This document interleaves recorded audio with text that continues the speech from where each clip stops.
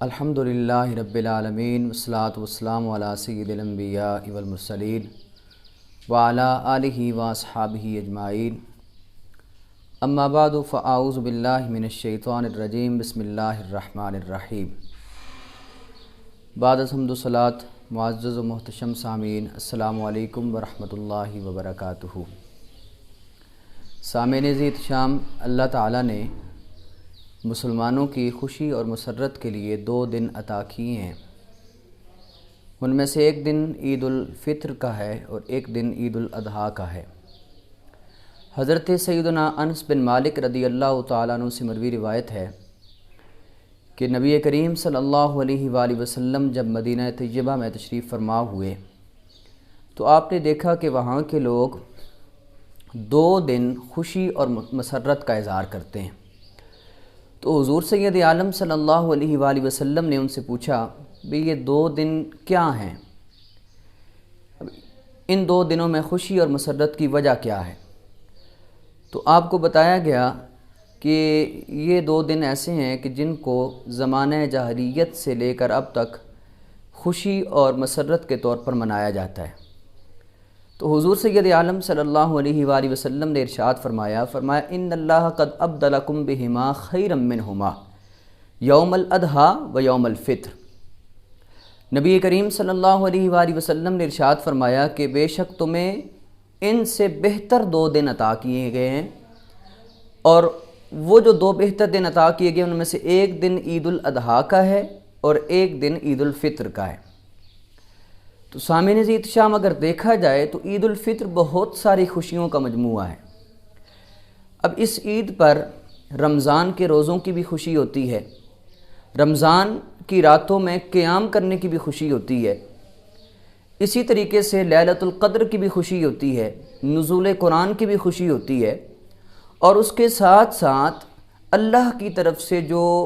مغفرت اور بخشش کا جو انعام ہے اس کی بھی خوشی ہوتی ہے۔ تو یوں عید الفطر اللہ تعالیٰ کی طرف سے ایک بہت بڑے انعام کا دن ہے۔ تو یہ دن ہمیں اس حقیقت کا احساس دلاتا ہے کہ انسانی زندگی جو ہے اس کا مقصد ایک ایسے معاشرے کی تشکیل دینا ہے کہ جس معاشرے میں انسان محسن بن کے جیے، انسان نہ صرف اپنی طہارت اور پاکیزگی کا اہتمام کرے بلکہ اس کے ساتھ ساتھ دوسروں کی زندگیوں کے حوالے سے بھی ان کی زندگیوں میں بھی بہتری لانے کے اسباب پیدا کرے، ان کے لیے بھی آسانیاں پیدا کرے۔